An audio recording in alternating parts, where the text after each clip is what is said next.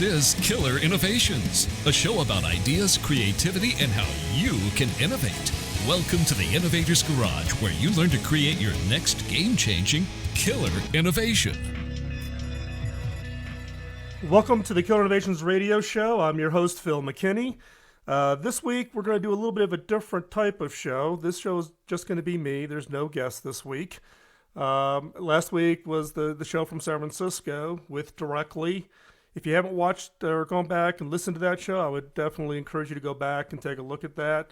It's really around how to use the sharing economy like Uber, but applying it to a whole wide range of different industries, such as customer care in the case of Directly. That's what they do. But this week's show, I got a lot of email inbound off of the show that we did a couple of weeks ago, where we looked at what was going to be coming up in 2016, what were going to be the hot innovations of 2016. Now, I normally do those predictions and have done them for many years on leading up into the end of the year, predicting next year's work. When I had my column and I was a regular columnist at Forbes, part of my job is CTO at Hewlett-Packard, and now it's even my job today. So part of my job has been and continues to be about predicting the future. Now, the predictions that I made a couple of weeks ago around 2016, and most of them got validated by the buzz coming off the 2016 Consumer Electronics Show. But to be quite honest, those are pretty easy to do. It's 1 year out. That's all you have to look. And you can kind of look at what's happened last year and kind of project out a little bit into what's going to happen in the coming year. So 1 year predictions, that's pretty simple. But at the same time, though, those do become important from the standpoint of how do you think about your own business and your own planning from the standpoint of your products and technologies. Now, since I've done these predictions for many years, let me tell you, predicting the future is much easier than making the future. Now, Alan Kay is quoted as saying, the best way to predict the future is to create it. Now, Alan Kay, if you don't know who he is, he was I classify Alan as kind of a futurist. He was at Apple. He and I were at Hewlett-Packard together. He worked in HP Labs. He was chief scientist for HP for a number of years. Now, in that case, Alan's got it right. You can sit here and try to predict it, but if you don't do something with those predictions to actually have an impact, what good is it? Now, Alan is also quoted as saying that the best way to predict that future, but the fact is that you get 10 points IQ credit for having an opinion, which he classifies as those predictions. That's right. You can get a 10-point credit to your IQ for having an opinion from Alan Kay. Now, again, predicting the future and putting it out there is having an opinion. Now, I take the risk every year. I put these predictions out. And look, I'm not going to get 100%. I get pretty good at it after doing it for, 14, 15 years now, every year. And you can go back. You can find them on YouTube. HP used to publish them every year as a video. So you can go back and see how good I really was. But the fact is you have to take a further view out than just 1 year. Now, when predicting the future, though, it's really the first step to know what you can and should create. Predicting is only one step of it. You have to get out there and actually do it. But the prediction is the first step down that path to being able to create that next innovation. So the question I got in this feedback from the CES show was how do I do it? Now, if you know me and you've been listening to, whether you're listening to the radio show since we started this in July, or you've been a long-time listener of the podcast now going back 11 years, whenever I'm going to start digging in and looking at something, what is it I always do? I do it by asking questions. I sit back and really think about the questions first, and then use that as kind of the launch pad to figure out the answers or where I should be looking, or in this case, using questions to really be the key to predicting the future. So the first question that I look at is over what time period are you going to look for those predictions? As I said already, predicting over 1 year, that's a slam dunk. If you've been in your industry for any amount of time, you've been involved in the space at all, being able to look out a year, you can make some pretty good safe bets. The challenge being is how do you take a further view, and what time frame is the right time frame? In my book, if you're looking at 0 to 2 years, that's probably too short. It's too narrow of a time frame. Should you go 20 years? Now, I think 20 years is too long. It's too long for me, at least, given the industries that I operate in. Now, that's not to say it fits for everybody. In the case, there are some Japanese companies that work on 150-year predictions and plans. What is their business going to look like in 150 years? In my case, the Goldilocks kind of answer that I work with is 3 to 8. Because typically 1 to 2 years is kind of within the planning horizon of most organizations. I look 3 to 8 years out. I'm looking for those activities, those things are kind of just beyond the horizon of the current industry, and look for those things that are going to come. So 3 to 8 years out is kind of that perfect time frame for me. Now, what I'll do is I'll take those 3 to 8 years out and I'll kind of chunk them down. I won't look at them on a per year basis. So I'll kind of look at the 3 to 4 years out. I'll kind of look out to kind of maybe 5 to 7 years as the next chunk. And then I'll do 8 plus. So I'll kind of put it into 3 buckets. And I'm going to look at each of those 3 buckets and try to look at what is going to fall into those time frames. Now, when we get done with this exercise, and there's, I don't know, 4 or 5. I'm going to cheat and look ahead here a little bit. We've got 6 steps here, basically, that we're going to go through. Step 1 is picking this timeline. What is that timeline that is going to be the one that you're going to operate under? And this one, though, is the most critical. And that's why I also, like I said, look at it and break down whatever the time frame is. If yours is 10 years or yours is 5 years, there's no right answer. It's the one that works for your industry. In the case for me, I work in the technology space. Spent many years in the consumer electronic space, which has a very, very, very fast cycle rate. I now work in an industry, in this case, the cable industry, that has a much longer time frame.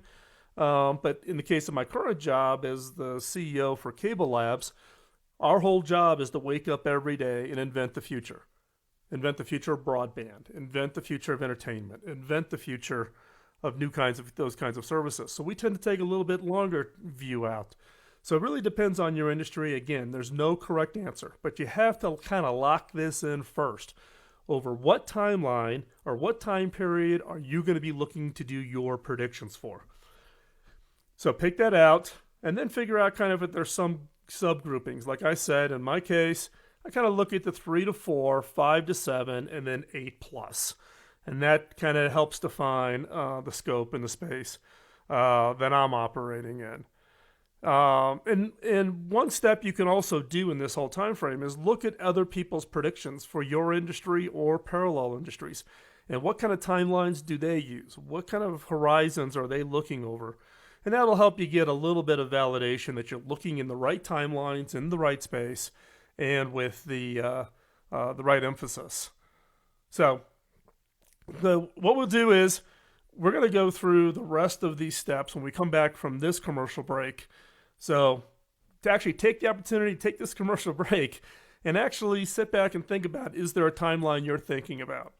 Think about that timeline, write it down, and we're going to use that through the rest of this show. And I'm going to walk you through all the steps that I do. I'm going to open kimono. You're going to hear exactly how I do it so that you can apply it to your industry.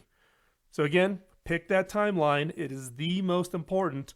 Then we're going to pick it up. We're going to talk about things like foundational portions of your industry, the demographic and customer makeup of your marketplace, and then how do you kind of mesh this all together and get your predictions in place.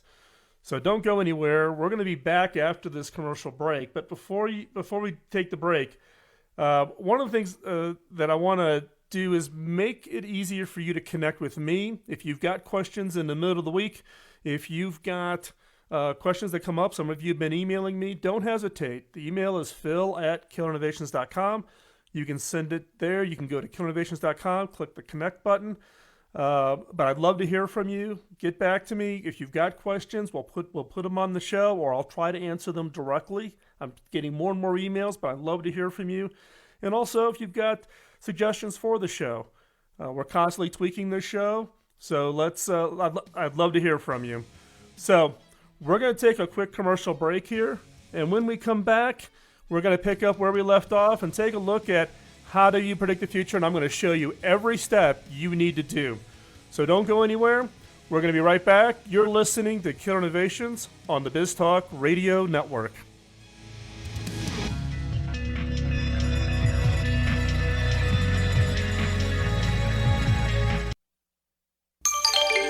BizTalk Radio.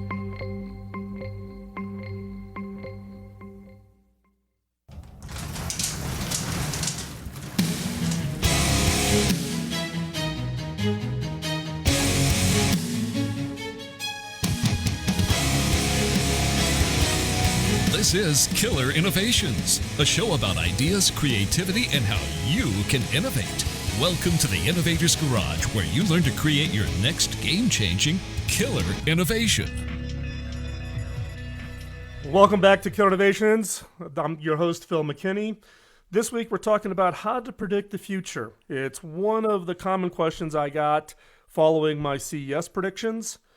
Just before the commercial break, I shared with you kind of step one, which is pick the time period that you're looking across when you are wanting to do these kinds of predictions. So is it a 0 to 2 years? Are you 20 years? Or in my case, kind of the Goldilocks time period for me that I've just found to be the perfect one that I operate in is 3 to 8 years out. Now, step two in this process is you have to ask yourself, what are the foundational elements in your industry that have an exponential impact? What are those foundational elements, something that your industry is built on top of, that are exponential? Now, what do I mean by exponential? Exponential, just to kind of give you kind of a visual image. If I stood up from the studio desk here in front of my microphone here for the radio show, and I took 30 linear steps out of the studio, I'd be down the stairs and some distance away. Now, if I did that same, but I took 30 exponential steps, so it's 1, 2, 4, 8, 16, 32, for each, as I move out exponentially, 30 exponential steps is 27 times around the Earth. That's right. 30 linear steps, I'm out the door, down the steps, out a little ways. 30 exponentials, I'm 27 times around the Earth. So what are those foundational pieces that are exponential for your industry? Now, typically, we as humans have a very hard time thinking exponentially. We tend to want to think linearly. We tend to think of kind of last year plus 20% is next year, plus 20% is the next year, versus I'm going to double this year what I did last year, and the next year after that, I'm going to double it again. In the case in the computer industry, which is where I've operated at for a big chunk of my career, think of Moore's Law, which says the power of the CPU in your computer or in your phone is going to double every 18 to 24 months. Storage, the cost and the density of storage is growing at an unbelievable rate. Back in 1996, when I was a chief information officer at a publicly traded company, I bought my very first terabyte storage frame, and it cost me $1.3 million. Today, you can do a terabyte into your laptop, for about $100. So that kind of tells you those are the kinds of things that I think about when I'm thinking about exponentially. So what is yours? What is the thing that drives an exponential explosion for your industry? Could it be things like rapid reduction in pricing? And how do you plan for that? Oil and gas would be an example of that, from the standpoint of a fundamental change happening in oil production and radically reducing what is now the price of oil. Could it be regulatory impact? Could it be the expectation or the ability to rapidly pick up the pace or speed of service? How you make it easier to procure something or have it shipped and delivered. So step back and think. And in every industry, you can probably find kind of those maybe 3 or 4. If you have 20, that's going to be way too many. You kind of want to think about 3, 4, maybe 5 of those things that are foundational, things that your industry absolutely has to have in place to move forward with. But those things that are going to change at a very, very fast pace. I say exponentially, but what I really mean is those things that are either going up very fast, coming down very fast, things that kind of operate at a very quick pace and can have absolutely huge impact to your industry. So again, what are those foundational elements in your industry that are having an exponential impact? Think about those. Like I said, think of 3 or 4, maybe 5. You get north of that, that becomes a real challenge. Most industries, you may be able to find 2. Most you can have 3. 4, maybe. 5's kind of a stretch. And if you got a bunch of them, challenge yourself, because many of those may not be foundational, or they may not be having a real exponential impact. Step number 3 is, what demographic customer segment shifts are happening in your industry? So what are some of the customer shifts that are happening in your industry? So that could be things like aging, is your customer base getting older, and you're seeing this progression of change. You have social interaction shifts. The younger generation not picking up the phone and making a voice phone call. They want to text or use WhatsApp or Facebook Messenger or whatever. But about family structures, does that, depending on who your segment is the basic family structure shifting? Purchasing, how do customers purchase? Or distribution, how customers want the service to be delivered? So again, the question here is what are kind of those social changes that are happening to your industry? Because those tend to be ones that will have a pretty significant impact. These are ones that, don't stick your head in the sand and think that your customer today is going to be the same as your customer tomorrow. Your customer's not going to change. Look, I was big in the 80s and 90s. I got my career got started, in 1980, focusing in the PC space, right when it was brand new, and I got to ride that wave for a long time. But, my life has changed, right? I don't code anymore. I used to, it was my whole background was software coding. I don't code anymore. Now I'm in a different phase of my life. I've got grandkids. I'm at the end of the boomers. My life changes. Your customers will change, and how do you track those? So again, the key here is the 2 questions in this segment I want you to make sure you think about, and that is, what are those foundational elements of your industry, and how are those changing? So in the case of the computing industry, it's things like Moore's Law. And then that second question, what demographics, customer segment shifts are happening? What's the social change happening to your customers, and how are they changing from the standpoint of how do they buy, to family structures, to how they socially interact, things like aging, whatever the social changes that are happening to your customer base, think about those. So we're up through step number 4. There's a total of 6, so we'll do the last 2 in the next segment, and then talk about how to wrap that all up and turn it into a timeline. So stay right where you're at. We're going to take another quick commercial break here. But before we go, again, if you want to get connected with Killer Innovations and keep up with what's going on and notice of upcoming guests, text me the word innovate to 33444. So again, text me the word innovate 33444, or visit killerinnovations.com/innovate. That'll subscribe you to the newsletter. I'll also send you the free 2-hour course that I have up on Amazon. The publisher is selling it for like $19 or something, which don't pay the $19. Do this and you'll get it for free. And so do that. That'll kind of get you started. When we come back, we'll do the last 2 steps of the 6-step process on how to predict the future. And therefore, then you can apply it to your industry. So don't go anywhere. We're going to be right back after this commercial break and pay a few bills. You're listening to Killer Innovations on the BizTalk Radio Network.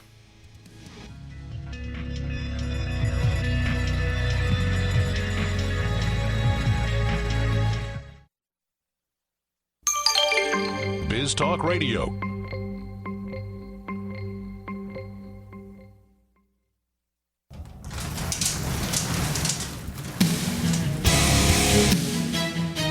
This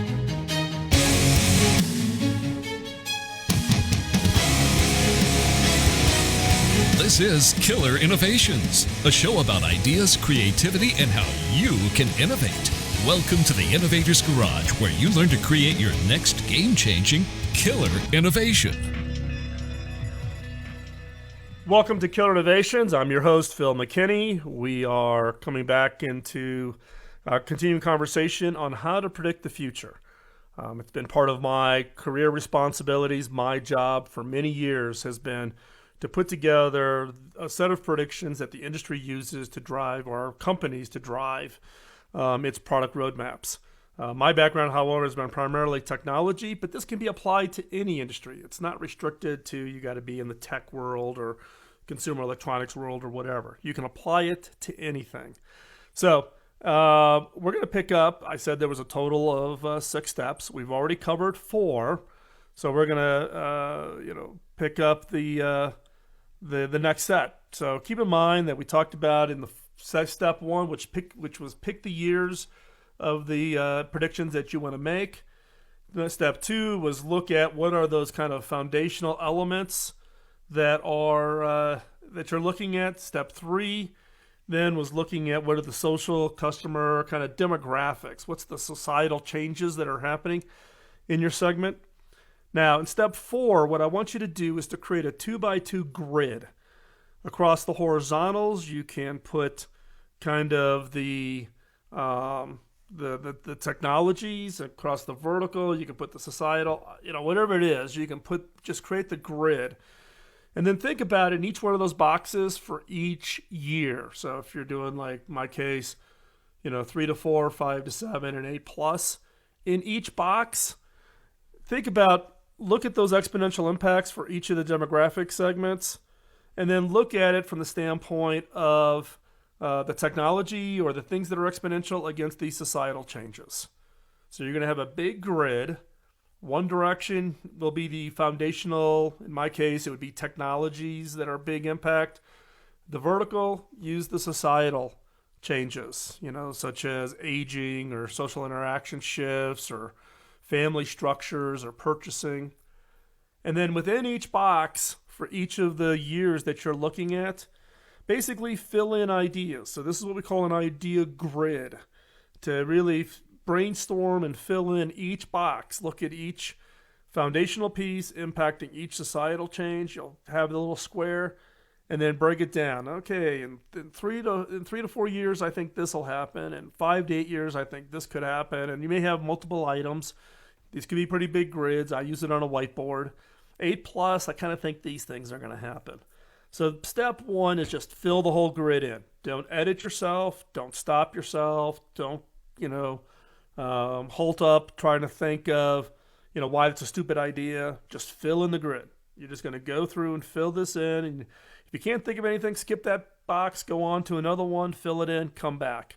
But ultimately, you want to try to get as much of that grid filled in as possible. That's all step 4 is to fill out an idea grid showing foundational technologies or foundational elements that are going to have a big impact on your industry, and then horizontally the societal changes. And where there's an intersection, fill in this grid. Step 5 is now go back and circle those boxes and those ideas within the boxes that you think are interesting. Ones are going to stick out. Ones are going to say, that's pretty obvious, or no, that'll never happen. What you want to do is go through and actually go through the whole process of finding ones and circle the ones that are interesting. Now, you can do it by yourself. I do it lots of times by myself. I have a grid that I just maintain. So, but you can either do it by yourself or you can do a vote.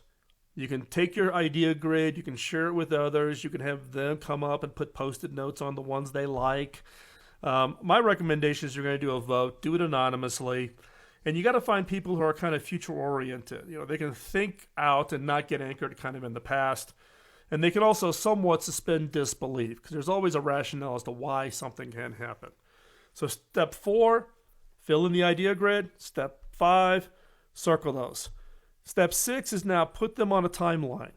So lay out a timeline. So today be 2016, 2017, 2018, 2019. Take all the ideas that you've circled and identify are interesting, write them on a Post-it note, and attach them to timelines. Now, in this case, you're really trying to get yourself kind of, trajectory to say, okay, this is interesting in 2020. It's dependent on something in front of it. Does that make sense? So you're going to work the timelines out through this whole process. Now, these timelines also, what I would encourage you to do is you start to pull them down and finalize them. Go out and find artwork, images, go look in Google Images, go to iStock, go to stock.adobe, and find some images that help reinforce what that element is. I've just found that telling this in a visual story manner has a huge impact. Now, in fact, here's what I'll do. This timeline, this ability to do this timeline right, this is what you're going to show your executives. It's going to be what you're going to show your boss. It's what you're going to show to investors. It's what you're going to show to your technology partners, so you can help convey kind of this future view. So what I'm going to do is I'll take one of my old ones, some old timeline, and I'll put it up into a PDF, and I'm going to put it online for you. So give me a day or two after this show is live, and you'll go to killerinnovations.com, and let's say we'll call it killerinnovations.com/timeline. killerinnovations.com/timeline. And I'll put a sample one up there for you, and then you can download it and you can actually see what I'm talking about. Because this final timelines image, this is what is key. Now, I've used this for 10 years. It's the best thing I've ever found to get people excited, interested. It gives you instant innovation credibility. It gives you a way to tell the story of the future of your industry or the future of your company or the future of your team. And let me tell you, just doing this has had a huge impact on me being able to convince others to follow the vision that I've laid out. So again, I'll put a sample up so you can actually see what I'm talking about at killerinnovations.com/timeline. Give me a couple days. I got to go find it. Once you have that done, go out and share it. Tell others your vision. You doing this and sticking in a folder and looking at it every once in a while, okay, that's useful. Start off, share it with some people within your organization. Now, if there's nothing confidential in it, share it with people outside your company, maybe within your industry. Get some feedback. They may come up with something that's missing off the timeline, and that's great. Because guess what? The timeline is not a static document. You need to have a plan to update it on a regular basis. You need to be able to show changes. Things maybe take a little bit longer. Some things move in a little bit sooner. So you want to have a kind of a regular process to update it, but you also want to be able to get input. Don't think you know it all, right? I don't know it all. Nobody knows it all. You need collective wisdom. So you have to share it and get that collective input on that timeline. And that is absolutely critical. So again, all 6 steps, I'll run through them again one more time. You can download the show when it becomes a podcast next week. But step 1 is figure out the timeline that you're looking for, 0 to 2. Do you go 20 years plus? I don't. That's too long. 3 to 8 is my Goldilocks period. Step 2 is really to go through those foundational elements of your industry. Step 3 is look at the demographic, social changes that are happening in your industry. Step 4 is for each year. Look at the intersection of the foundational pieces and the social changes. And in each grid, fill in your ideas. It's what we call an idea grid. Step 5 is now to go back and circle those that are interesting or use it as a vote. Step 6 is put them on a timeline, and I'm going to give you a sample timeline at killerinnovations.com/timeline. And then step 7, which is really not a step, but it's really my encouragement is go out and share. Now, if you need help, if your organization needs help in creating these future timelines, reach out. Now, my time is pretty limited, and I can only take on a few companies that I can help with, but you never know. You don't know if you ask. And if I can't do it, if I'm not available to consult with you guys to create something for your organization, I know somebody who can help. So stay tuned. We're going to take another commercial break. We'll be right back And when we come back, we're going to talk about this week's killer question. This is a question to help you change how you think about your industry and business. To get connected, text me the word innovate to 33444, or you can visit killerinnovations.com/innovate. Can I ask a favor? Can you post a review of the show over on iTunes? It helps a lot so that others can find out about the show. So hop on over to iTunes, post a review, give us some feedback. We love that. But stay right there. We're going to be right back. When we come back, we'll talk about the killer question of the week. I'm Phil McKinney. You're listening to Killer Innovations on the BizTalk Radio Network.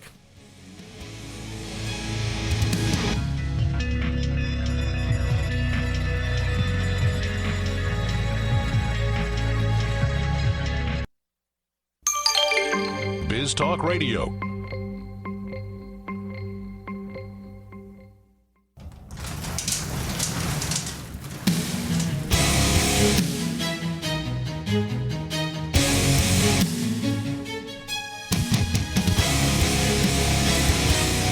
This is Killer Innovations, a show about ideas, creativity, and how you can innovate.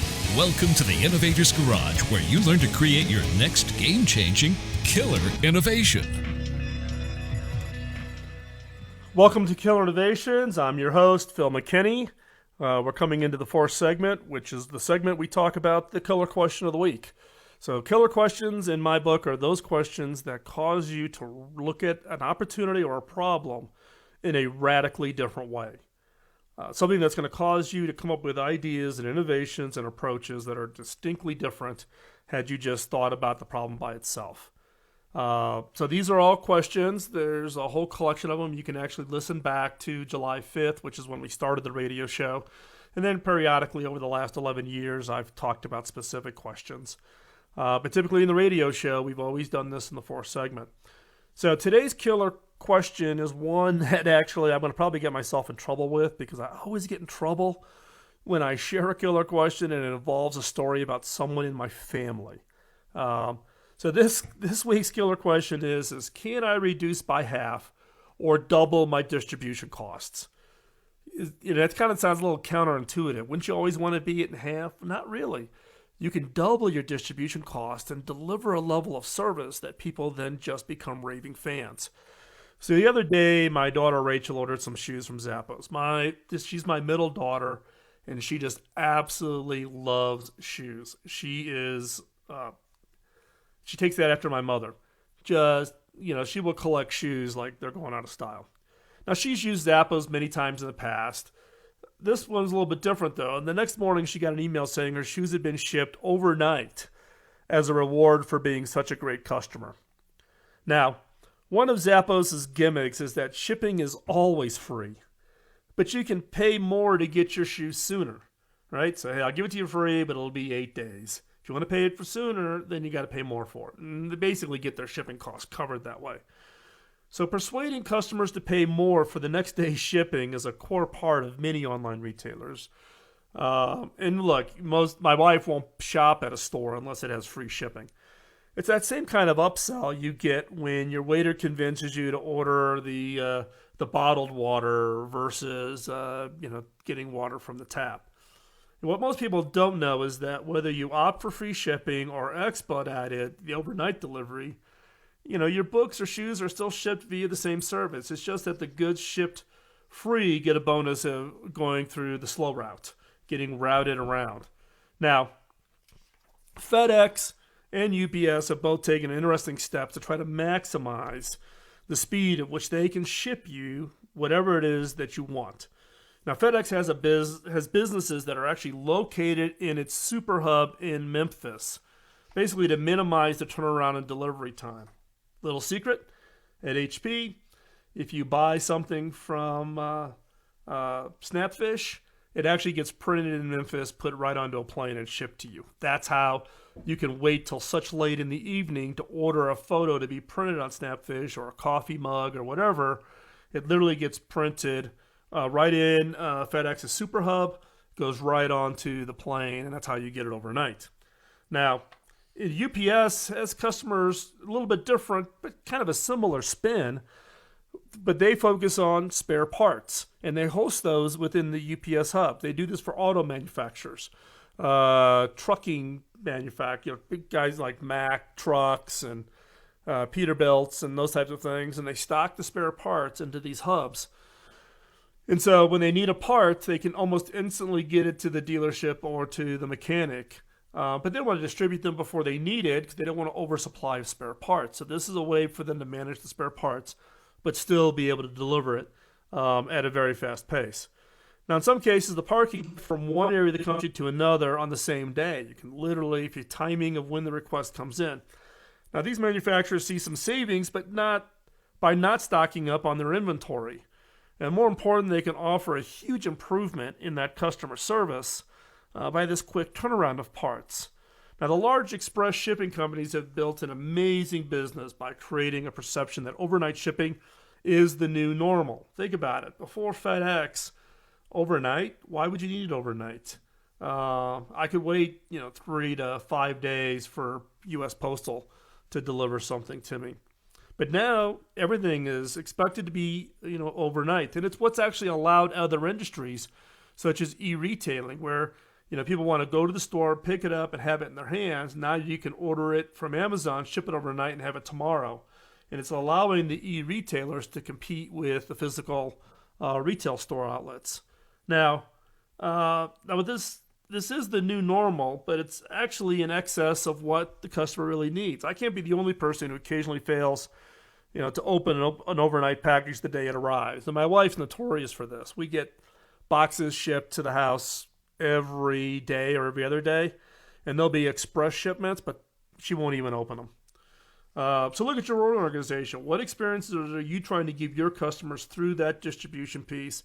And do their needs and yours align? If not, could they? Could you do something different?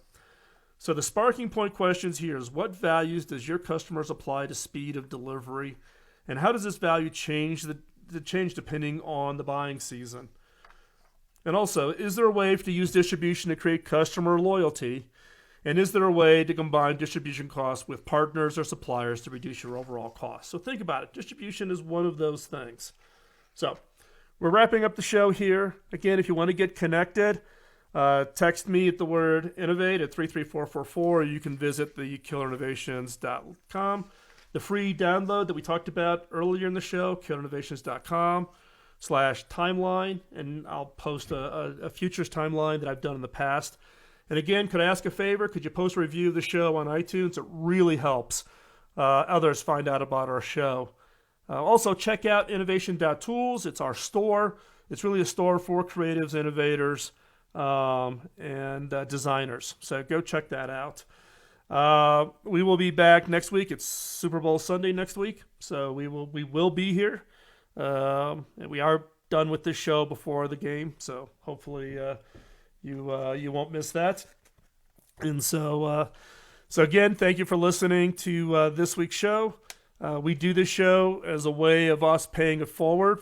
My first mentor, Bob Davis, invested a huge amount of time in my career, and when I asked him how I pay it back, he said I couldn't, and that I needed to pay it forward. I needed to find others that I could mentor and share my expertise with, and that's why we do the radio show, and that's why we do the podcast. So hopefully you find this beneficial, and love to hear from you. So send us a note, phil@killinnovations.com. Love to hear from you. Otherwise, we'll talk to you next week. You're listening to Killer Innovations on the Biz Talk Radio Network. And don't let the innovators get you down. Get out there, turn your ideas into great innovations. Thank you. Bye-bye.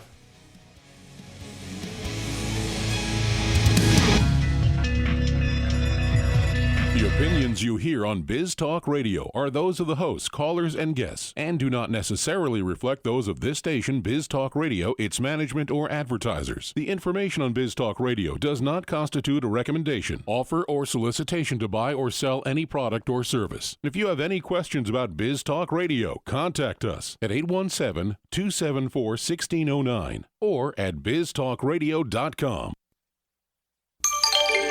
Biz Talk Radio.